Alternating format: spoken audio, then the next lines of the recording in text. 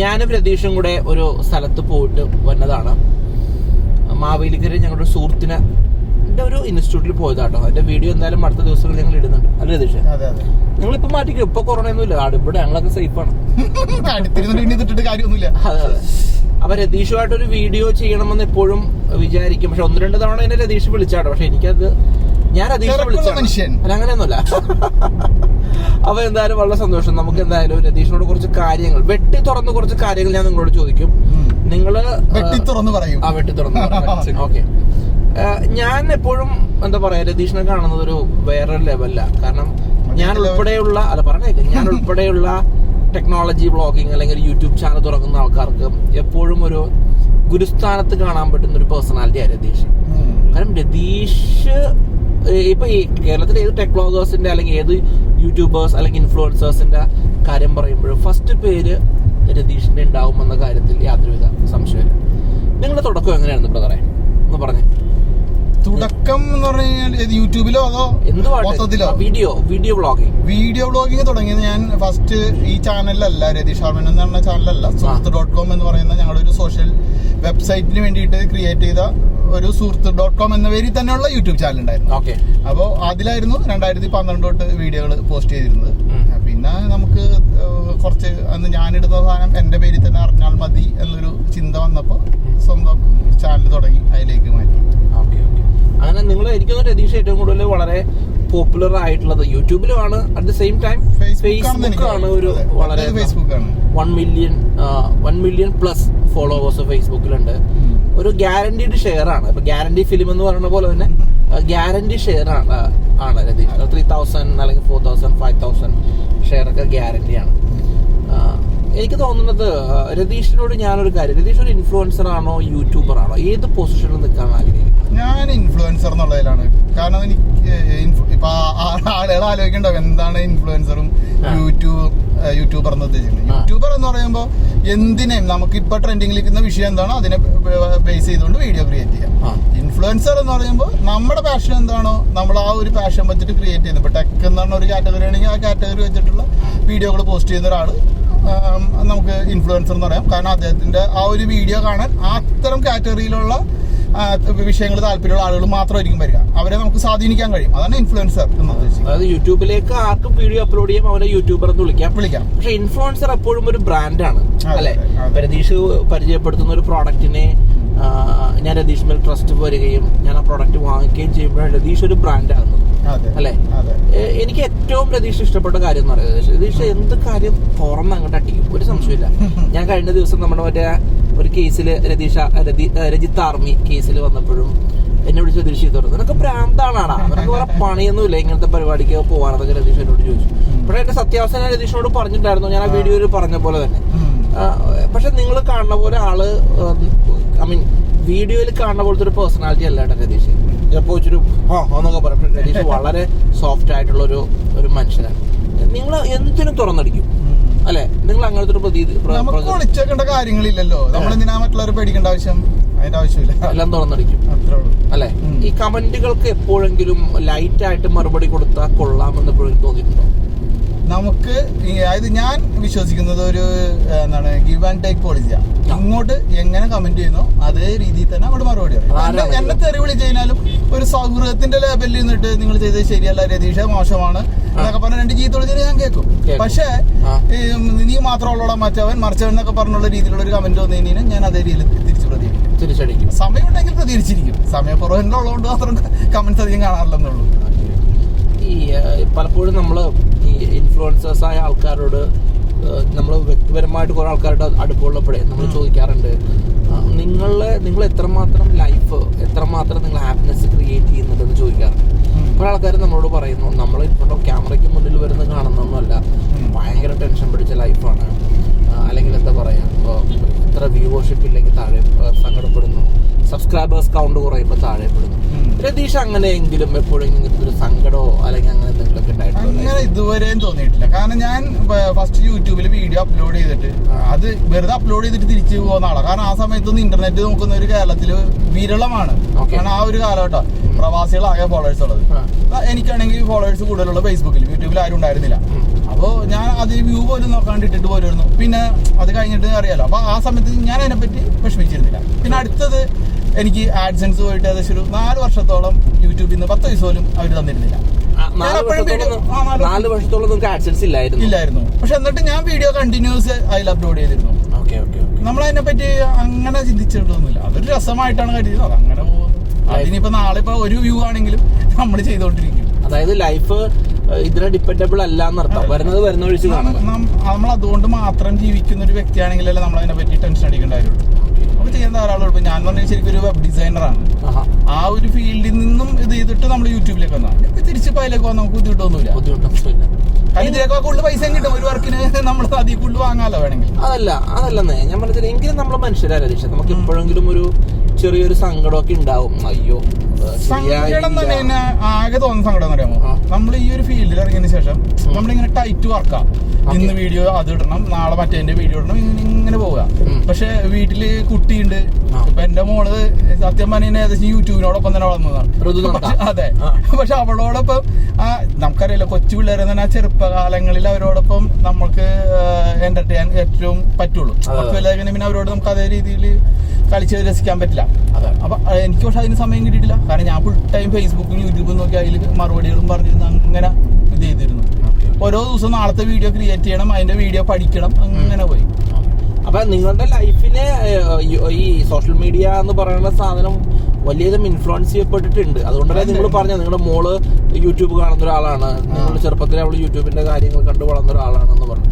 അപ്പൊ നിങ്ങൾക്ക് അതിൽ ചെറിയ ബുദ്ധിമുട്ടുണ്ടെന്നാണോ പറഞ്ഞു പറഞ്ഞത്?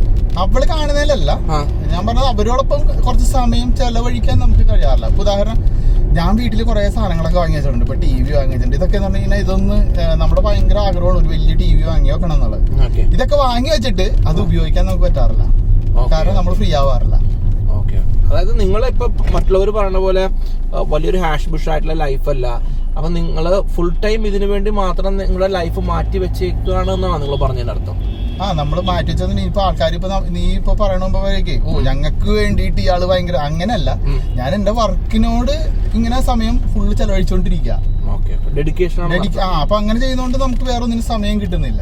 അതൊരു സത്യമാണ്. അല്ലാണ്ട് ഇപ്പൊ നാട്ടുകാരെ സേവിക്കാൻ വേണ്ടിയിട്ട് മാത്രം ഞാൻ അങ്ങനെ സമയം ചെലവഴിച്ചെന്ന് ആരും കരുതാൻ വേണ്ട. ഞാൻ രതീഷിനെ കുറിച്ച് ആലോചിക്കുമ്പോഴേ, രതീഷ് എന്ന് പറഞ്ഞ ടെക്സാവിനേക്കാൾ ഉപരി രതീഷ് ആർ മേനോന്റെ ഞാൻ രതീഷിനെ കുറിച്ച് ആലോചിക്കുമ്പോൾ രതീഷിന്റെ ഒരു പിക്ചർ ഇപ്പോഴും ഒരു ഇമോഷണലി ഒരു പിക്ചർ എന്റെ മനസ്സിലേക്ക് വരാറുണ്ട്. രതീഷ്, അമ്മ, അച്ഛൻ, ഇവര് നിങ്ങൾ വീടിന്റെ മുന്നില് പഴയ ഒരു പടം. അത് നിങ്ങള് എനിക്ക് ബ്രദറും ഉണ്ടെന്നോ അതെന്തായിരുന്നു സത്യം പറഞ്ഞാൽ ആ ഒരു ഫോട്ടോ? നിങ്ങളുടെ വീട് നശിച്ചു പോയതൊന്നല്ല. ഞാൻ എന്റെ 22 വർഷം താമസിച്ചത് അത്തരത്തിലൊരു പഴയ ചട്ടക്കുടിയിലാണ്. അതിന്റെ ആ ഒരു ഫോട്ടോ ആണ് അത്.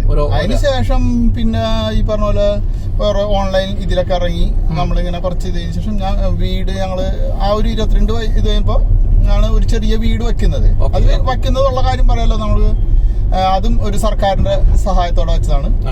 അതിൽ 2 സർക്കാരുകളുടെ സഹായമുണ്ട്. പാർട്ടി ബേസിൽ പറയണല്ലോ, പക്ഷെ അവർക്ക് ആ പാർട്ടി പേർക്ക് അതിലൊരു നന്ദി നമ്മൾ പറയണം. കാരണം ഒന്ന് വാജ്പേയി സർക്കാരിന്റെ മാമ്പേ പദ്ധതി പ്രകാരമാണ് ഞങ്ങൾ ഫസ്റ്റ് വീട് വെച്ചത്. പക്ഷെ അതിന് ആ പൈസ തരാനും അതിന് വേണ്ടിയിട്ട് എഫർട്ട് എടുത്ത ഒരാളുണ്ട്, റുഖിയ അലി എന്ന് പറയുന്ന ഇടതുപക്ഷത്തിന്റെ MLA, CPM-ന്റെ MLA ഉണ്ട്, ഞങ്ങളുടെ പറവൂർ നഗരസഭാ പിതാവ് അലിയുടെ വൈഫ്. അവരാണ് അതിന് വേണ്ടിയിട്ട് ഫുള്ളായിട്ട് എഫർട്ട് എടുത്തത്. കാരണം എന്റെ അച്ഛൻ തന്നെ കുറച്ച് ആത്മാഭിമാനിയാണ്. അപ്പൊ പുള്ളി ഇങ്ങനത്തെ ഇതിലൊന്നും ഒപ്പിടാനൊന്നും തരില്ല. പക്ഷെ അവർക്ക് നിർബന്ധം പിടിച്ച് എന്റെ വാർഡിൽ വീടില്ലാത്തവർ പറ്റൂല എന്നുള്ളതിൽ അവര് ബലം പിടിച്ച് ചെയ്താണ്. അവർക്കാണ് അതിൽ കൂടുതൽ ക്രെഡിറ്റ്. അങ്ങനെ നമ്മൾ ആദ്യം എന്റെ വീട് വെച്ചത്. പിന്നെ അതിന് ശേഷം ഞാനൊരു 2014 എന്റെ വീട് സ്വന്തമായിട്ട് വെച്ചു. അത് ഇന്റർനെറ്റിൽ നിന്നുള്ള വരുമാനമാണ്, യൂട്യൂബ് അല്ല. നമുക്ക് അല്ലാണ്ട് ആഡ്സെൻസ് അങ്ങനെ. കാരണം 2014 യൂട്യൂബ് ചാനലൊക്കെ ഇതായിട്ട് നമ്മൾ സ്ട്രോങ് ആയിട്ട് കൊണ്ടുവരുന്നത്. ഞാൻ അതിൻ്റെ അകത്ത് ഒരു വ്യക്തിപരമായിട്ടുള്ള കാര്യം, ഇപ്പൊ ഓരോരുത്തർക്കും ഓരോ രാഷ്ട്രീയ നിലപാടുകളുണ്ട്. രതീഷിന് പല കമന്റുകൾ ഈ അടുത്ത് വന്നൊരു കോൺട്രവേഴ്സിൽ തന്നെ ഒരു സംഖ്യയാണ് ഒരു കമന്റ്. ഞാൻ സംഖ്യയാണ്, 100% സംഖ്യയാണ്. അപ്പൊ നിങ്ങളൊരു ഒരു പക്ക ഒരു സംഘപരിവാർ അനുഭാവിയാണെന്ന് പറയാം. നിങ്ങൾ ആക്റ്റീവ് മെമ്പറാണെന്ന് എനിക്ക് തോന്നിയിട്ടില്ല. ആയിരുന്നു. അതായത് നമ്മളെ എല്ലാവരും തന്നെ ഈ വിവാഹത്തിന് മുമ്പൊക്കെ നമുക്കൊരു യുവത്വം ഇതൊക്കെ ഉണ്ടാവും. ആ സമയത്ത് ചോരത്തിളപ്പത്തിൽ കൂടുതലായിരിക്കും. നമ്മളെല്ലാവരും തന്നെ എല്ലാ രാഷ്ട്രീയത്തിലും ഇതിലൊക്കെ പോകും. ആ സമയത്ത് ഞാനും അതിൽ സജീവമായിരുന്നു. പിന്നീട് നമുക്ക് അതിനോടൊപ്പം പോകാനൊന്നും താല്പര്യം ഉണ്ടായിട്ടില്ല. കാരണം നമുക്ക് നമ്മുടെ ലൈഫാണ് പ്രധാനം. അപ്പൊ അതുകൊണ്ട് അതിനോട് ഇത് ചെയ്തു. പിന്നെ അനുഭാവി എന്നേ പറയാൻ പറ്റുള്ളൂ. അല്ലാണ്ട് അവർക്ക് വേണ്ടി ന്യായീകരിക്കാനൊന്നും ഞാൻ നടക്കാറൊന്നുമില്ല. എനിക്ക് എന്റെ കാര്യമാണ് ഏറ്റവും വലുത്. പിന്നെ അതുപോലെ മാത്രമല്ല, നമുക്ക് സൗഹൃദമാണ് വലുത്. ഇപ്പൊ കൂട്ടുകാരോടൊപ്പം ചിലപ്പോ സംഗീത ഉടാപ്പി കമ്മി എന്നൊക്കെ പറഞ്ഞ് നല്ല ചീത്ത വിളിക്കും അങ്ങോട്ടും ഇങ്ങോട്ടും.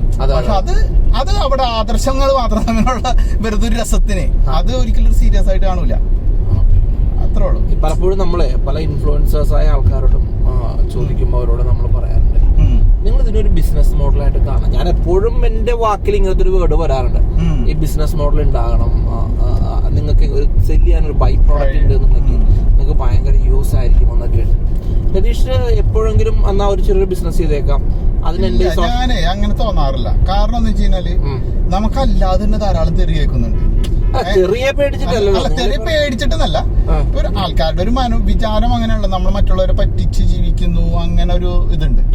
അപ്പോ ഇനി ഒരു ബിസിനസ് തുടങ്ങിക്കഴിഞ്ഞാൽ അതൊരു പ്രൂവ് ചെയ്യാനുള്ള ഒരു ഇതും കൂടിയാ. നമുക്ക് ആരുടെയും പൈസ വേണ്ട, നമുക്ക് അവരെ ഇത് അല്ലാണ്ട് ജീവിക്കാനുള്ള ദൈവം സഹായിച്ചു തന്നിട്ടുണ്ട്. ഒരു വിഷയമില്ല. ബിസിനസ്സില്ല, ഈ സോഷ്യൽ മീഡിയ കൊണ്ട് തന്നെ മുന്നോട്ട് പോകാം എന്നുള്ളത്. ഇനിയത്തെ കാലം എത്ര പോകാൻ പറ്റുമെന്ന് എനിക്കറിയില്ല, പക്ഷെ ഉള്ള കാലം കൊണ്ട് ഞാൻ ഹാപ്പിയാണ്, കുഴപ്പമൊന്നുമില്ല. ആണല്ലേ. ഒരുപാട് ഇൻഫ്ലുവൻസേഴ്സ് അല്ലെങ്കിൽ ഒരുപാട് യൂട്യൂബേഴ്സ് ഉണ്ട്. എനിക്ക് ഇൻഫ്ലുവൻസേഴ്സിനേക്കാൾ ഉപരി കേരളത്തിൽ യൂട്യൂബേഴ്സ് എന്ന ലേബൽ അറിയപ്പെടുന്ന ആൾക്കാരാണ് കൂടുതലുമായിട്ടുള്ളത്. ചില ആൾക്കാർ ഇപ്പൊ തന്നെ നമ്മൾ പുറത്തു നിന്ന് ഇപ്പൊ ഒരു ബ്ലോഗർ അല്ലേ രതീഷ് ആർ മേനോൻ ചില ആൾക്കാർ ഐഡന്റിഫൈ ചെയ്യുന്നുണ്ട്. രതീഷിന്റെ കാഴ്ചപ്പാടിൽ നമ്മുടെ ഇപ്പൊ ഈ മീഡിയത്തിലേക്ക് ഒരുപാട് ഇപ്പൊ ലോക്ക്ഡൌൺ ഒക്കെ ആയ സമയത്ത് അല്ലെങ്കിൽ അതൊക്കെ പിന്നെ ഒരുപാട് ആൾക്കാർ ചാനൽസ് സ്റ്റാർട്ട് ചെയ്യുന്നു, അവരവരുടേതായ ക്രിയേറ്റിവിറ്റി പുറത്തു വിടുന്നു, അങ്ങനത്തെ ഒരുപാട് ആൾക്കാരുണ്ട്. ഇത് റൈറ്റ് വേ ആണ് എന്ന് രതീഷിന് എപ്പോഴും തോന്നിയിട്ടുണ്ടോ? റൈറ്റ് വേ കുഴപ്പമൊന്നുമില്ല, പക്ഷെ അതിനെ മാത്രം ഇത് വിശ്വസിച്ച് കുറെ ആളുകൾ ഇത് ചെയ്യുന്നുണ്ട്. അത് യൂട്യൂബിൽ നിന്നുള്ള വരുമാനം മാത്രം കൊണ്ട് ഇനിയും ജീവിക്കാം എന്നൊക്കെ വിചാരിച്ച് അതിന് മാത്രം എഫർട്ട് എടുത്ത് അതിന് മാത്രമായിട്ട് സമയം ജീവിതവും മാറ്റി വെച്ച് കുറെ ആളുകൾ ഇപ്പൊ ഈ അടുത്ത കാലത്ത് വന്നിട്ടുണ്ട്. പക്ഷെ അവരൊക്കെ തന്നെ കുറച്ചാലും കഴിയുമ്പോൾ വിഷമിക്കും. കാരണം അനുഭവങ്ങളുടെ വെളിച്ചത്തിൽ പറയാണ്, ഇന്നുണ്ടാവുന്ന വ്യൂ നാളെ ഉണ്ടാവില്ല, അത് ഭയങ്കരമായിട്ട് കുറയും. അതായത് നമുക്ക് സബ്സ്ക്രൈബേഴ്സ് കൂടുന്നവരും കുറയേ ഉള്ളൂ, വ്യൂ കൂടൂല. അത് സത്യം ശരിക്കും. അത് യൂട്യൂബ് ആയാലും ഫേസ്ബുക്ക് ആയാലും എന്തായാലും ടിക്ടോക്ക് ആയാലും ഒക്കെ. അപ്പോ ആ ഒരു കാലഘട്ടത്തിൽ വരുമ്പോഴേക്കും ആളുകൾക്ക് വിഷമം തോന്നും. ഒരു മിനിറ്റ് നോക്കാനത് ഇതാവുണ്ടോ. അതെ, ഡയലോഗ് ഫോട്ടോ എടുത്ത് നോക്കുന്നത്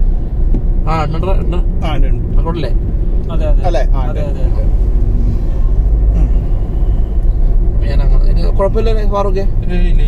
ഈ ഫ്ലോ പോട്ടെ.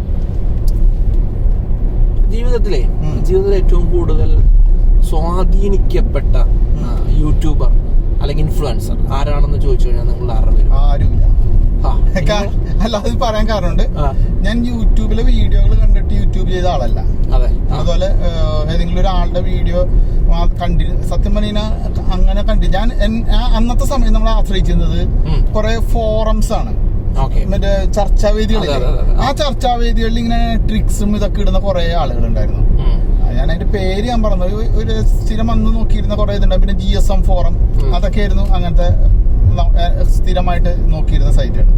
അപ്പൊ അതിന്ന് കുറെ ട്രിക്സ് കണ്ടിട്ടാണ് ഞാൻ വീഡിയോ ചെയ്തത്. അല്ലാണ്ട് യൂട്യൂബേഴ്സ് എവിടെയെങ്കിലും കൊണ്ടുപോയി വീഡിയോ ഇടുന്നു എന്ന് കണ്ടിട്ട് യൂട്യൂബർ ആയതല്ല. പിന്നെ മാത്രമല്ല, നമ്മളൊരാളെ സ്വാധീനിച്ചിട്ടല്ല. ഞാനുമല്ലേ suhruth.com എന്ന് പറയുന്ന ആ ഒരു സൈറ്റില് എന്റെ മെമ്പേഴ്സിന് വേണ്ടിയിട്ട് ഞാൻ പോസ്റ്റ് ചെയ്തതാണ് വീഡിയോകൾ സത്യത്തിൽ. അതിനുശേഷമാണ് ഫേസ്ബുക്ക് സ്റ്റാർട്ട് ചെയ്തത്. അതെ അതെ. ഒരു മാസം എത്ര രൂപ വരുമാനം ഉണ്ട്? ഇപ്പോഴത്തെ ഒരു ആവറേജ് നമുക്ക് 2 ലക്ഷം രൂപ വരുമാനം ഉണ്ടാവും. അത്രേ ഉള്ളോ? കേട്ടോ, ആര് പറയും ഇങ്ങനെ എനിക്ക് 2 ലക്ഷം രൂപ വരുമാനം ഉണ്ട്? ഞാൻ തുറന്നു പറഞ്ഞു എന്ന് കരുതി ഞാൻ അവർക്ക് പൈസ കൊടുക്കേണ്ട ആവശ്യമില്ല എന്റെ ഫോളോവേഴ്സിന്. അതിനിപ്പോ അതിനെപ്പറ്റി ഇത് വിഷമിക്കുന്നവരുടെ വിഷമിച്ചോട്ടെ, അതൊന്നും എനിക്ക് അറിയണ്ടാവില്ല. പക്ഷെ 2 ലക്ഷത്തിനപ്പുറം അതിൽ 7 ലക്ഷം വരെ വരുമാനം കിട്ടിയ കാലഘട്ടം ഉണ്ടായിരുന്നു. 2014 അതായത് യൂട്യൂബ് ചാനലൊക്കെ തുടങ്ങുന്ന കാലഘട്ടം മുമ്പ് നമ്മൾ ഫേസ്ബുക്ക് ഉപയോഗിച്ച് വീഡിയോകൾ മറ്റേ വെബ്സൈറ്റ് ഒക്കെ ആയിരുന്നു ഉപയോഗിച്ചത്. ആ സമയത്ത് നല്ല വരുമാനം ഉണ്ടായിരുന്നു, ഭയങ്കര റീച്ച് ആയിരുന്നു.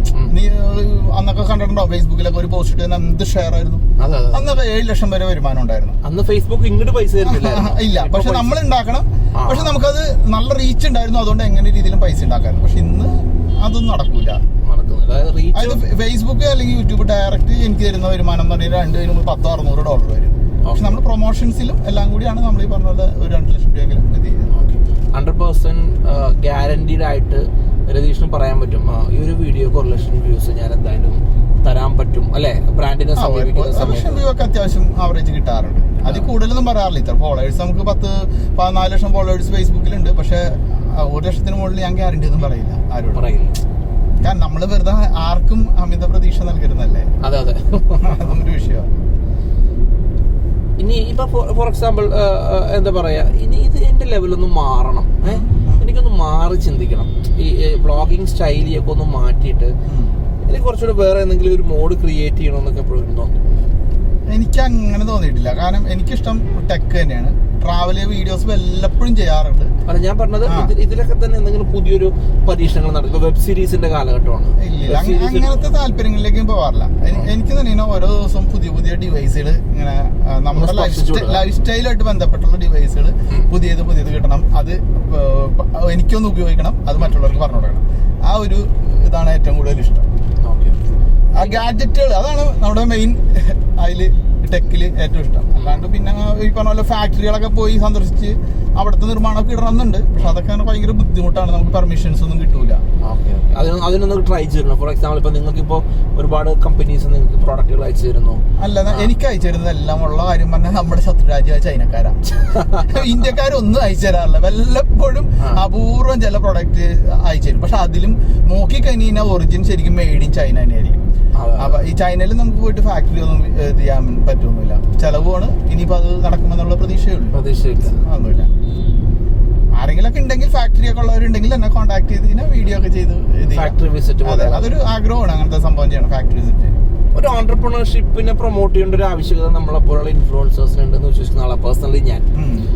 അവർക്ക് വേണ്ടിയിട്ട് എന്തെങ്കിലും ഒരു സ്ട്രാറ്റജി, ഫോർ എക്സാമ്പിൾ നമ്മുടെ നാടും വികസിക്കണമല്ലോ. അപ്പൊ നാട് വികസിക്കണമെന്നുണ്ടെങ്കിൽ തന്നെ ഇതുപോലെയുള്ള ഓൺടർപ്രണർഷിപ്പ് ഉണ്ടാകണം, കുറെ ആൾക്കാർ ബിസിനസ് ചെയ്യണം. അവരെയൊക്കെ എനിക്ക് പ്രൊമോട്ട് ചെയ്താൽ കൊള്ളാം എന്നുള്ള തോന്നൽ എപ്പോഴും ഉണ്ടായിട്ടുണ്ടോ രതീഷ്? പ്രൊമോട്ട് ഞാൻ രതീഷിന്റെ പേജിലൂടെ ചോദിച്ചോട്ടോ. അല്ല, പേജിലൂടെ ആയാലും ഞാൻ അധികം ഇങ്ങനെ ബിസിനസ് സംബന്ധമായ കാര്യങ്ങളിലേക്ക് അധികം ഇറങ്ങി പോയിട്ടില്ല. പിന്നെ ഈ പറഞ്ഞ പോലെ ടെക്നോളജി ബന്ധപ്പെട്ടത് അല്ലെങ്കിൽ ഒരു വ്യത്യസ്തമായ, നമ്മുടെ നാട്ടിൽ നടക്കുന്നതിൽ നിന്ന് വ്യത്യസ്തമായ ഒരു കാര്യം ഒരാള് ബിസിനസ്സായിട്ട് വരികയാണെങ്കിൽ അതിനെയൊക്കെ പ്രൊമോട്ട് ചെയ്യണമെന്ന് നോക്കാറുണ്ട്. എപ്പോഴും ടെക്നോളജി ഇൻവോൾവ്മെന്റ് ഉണ്ടാകണം. അതാണ് എനിക്കിഷ്ടം. അതാണ് നിങ്ങൾക്ക് കൂടുതൽ താല്പര്യം. അതെ അതെ. കാരണം നമ്മളിപ്പോ പോയി മെഡിക്കലിന്റെ ഒരു കാര്യം പറയുന്നു. ഈ മെഡിക്കലിന്റെ കാര്യം പറയുമ്പോൾ നമുക്കതൊരു മര്യാദക്കുള്ള രീതിയിൽ പറയാൻ പറ്റില്ല. അത് പറയാൻ പറ്റുന്ന വേറൊരു. പക്ഷെ ടെക് എന്ന് പറയുന്നത് എനിക്ക് പറയാൻ പറ്റും. സയൻസ് ബേസ് ആയിട്ടുള്ള ഒരു സംഭവമാണ്, എനിക്ക് കുറച്ചും കൂടി പറയാൻ പറ്റും. അപ്പൊ അതുകൊണ്ട് അതിൽ കോൺഫിഡന്റ് ആയിരിക്കും. ഓക്കെ, അപ്പൊ എന്തായാലും രതീഷ് ഇനിയും ഉയരങ്ങളിലേക്ക് എത്തട്ടെ. നമ്മളുടെ യാത്ര ഇനിയും ഒരു 50-55 കിലോമീറ്റർ ഇനിയും നമുക്കുണ്ട്. അപ്പൊ ലൈറ്റ് പോകുന്ന കാരണം നമുക്ക് ഒരുപാട് കാര്യങ്ങൾ ഡിസ്കസ് ചെയ്യാൻ പറ്റില്ല. അപ്പൊ എന്തായാലും വളരെ സന്തോഷം രതീഷേ. അപ്പൊ രതീഷ് ആർ മേനോൻ എന്ന് പറഞ്ഞ ഒരു എന്താ പറയാ, നമ്മൾ ആത്മാർത്ഥമായിട്ട് ഇഷ്ടപ്പെടുന്ന ഒരു പേഴ്സണാലിറ്റി, ഒരു കേരളത്തിലെ ടോപ്പ് ഇൻഫ്ലുവൻസേഴ്സിൽ ഒരാള്. ഇൻഫ്ലുവൻസേഴ്സിൽ ഒരാൾ, അങ്ങനെ ഞാൻ പറഞ്ഞത്. ഇൻഫ്ലുവൻസേഴ്സിലൊരായ രതീഷ് ആർ മേനോനെ നമ്മുടെ ചാനലിൽ കൊണ്ടുവരാൻ പറ്റി. വളരെ സന്തോഷം. അപ്പൊ എന്തായാലും നമുക്ക് ഇനി വ്യത്യസ്തമായിട്ടുള്ള വീഡിയോ ആയിട്ട് വിടുകയാണ്.